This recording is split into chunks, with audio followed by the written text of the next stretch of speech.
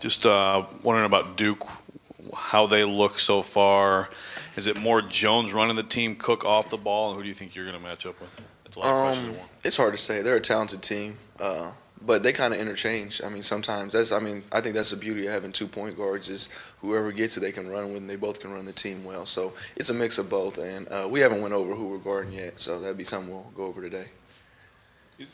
As a senior and captain, a guy like Matt Costello, who doesn't seem to have a ton of confidence offensively, what do you do to try and get him some confidence when he's gotten the ball in the post, that he looks to score, that he looks to be active? You go when you got a big like that, you just got to go to him early and just tell him score and actually give him confidence. Just tell him, hey, you can get it in there and you can do things with it. So I think he's playing a lot better, and he's starting to come along, especially this week.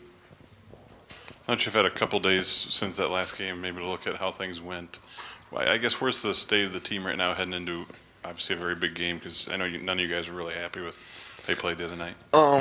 It was frustrating to watch, especially the day after, to sit down and watch film. But we're excited. It was a win. It was a sloppy win, but it was a win, and we're just excited for this game coming up now. Travis, I wonder how you assess how Tommy's done so far in his first couple games.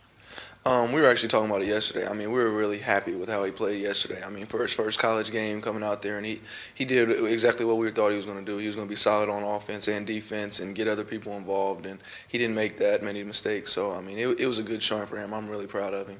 Expect a lot from him this game, too.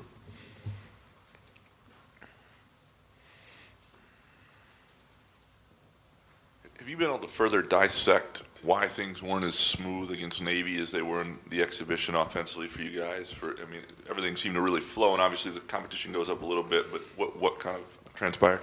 I think it was a little bit of nerves for some of our younger guys. But also, I mean, Navy was a good team. They had a great game plan, and they came out and executed, and they played really well.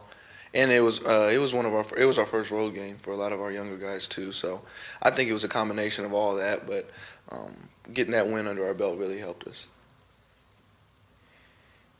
You talk about the road game. Obviously, you're not at home again tomorrow, and in a pretty big environment.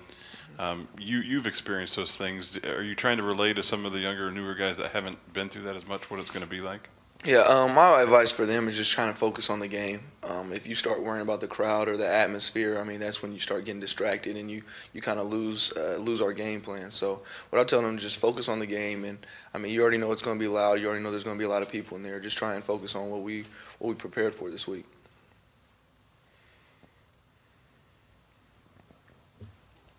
So how would you describe this Duke team, Travis? I know they're pretty young. Mm-hmm. Obviously, they've got a lot of scoring options, a lot of athleticism. I mean, how do they compare to some of their previous teams?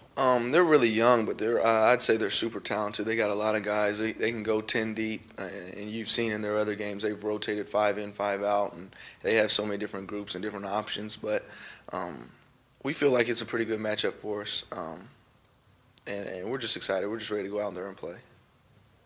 Travis, for so long, you've been the guy following the leaders into these big games.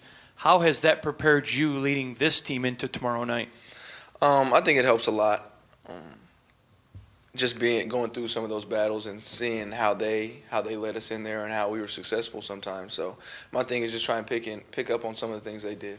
Have you talked to any past or former players about it this year so far, just about leadership and becoming that? Yeah, I've texted Mateen a little bit, guys like Drew Neitzel and Day-Day. But other than that, I'm just trying to.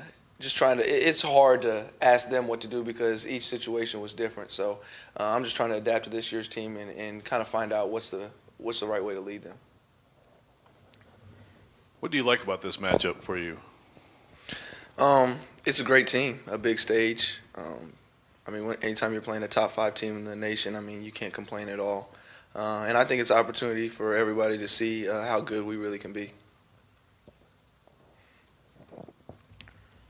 Last season in the Champions Classic, it was #1 versus #2 when you guys were playing Kentucky. While you guys are still in the same tournament, which is of 4 of the elite programs around the nation, how is it a little different this year, maybe as you guys are kind of the outside looking in on the other 3 programs? Or that's the perception? It's different. I mean, I think it adds more motivation to this game, kind of being the lower-ranked team coming in. But all that doesn't mean anything.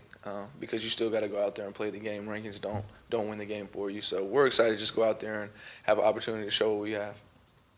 Travis, after the exhibitions, obviously you won both of those big. Obviously you won the other day, not taking away anything from that, but did it ground you at all, kind of having a close game? I think it did. I mean, that's one of the beauties of our team this year. We don't have a really cocky group. We don't have that many egos. So, I mean, guys really weren't. It wasn't like we were coming in fat and sassy for that game. I think Navy was just a good team, and they played well. So I don't think it was that. If you don't have Alvin, how does that affect you, and who else needs to step up?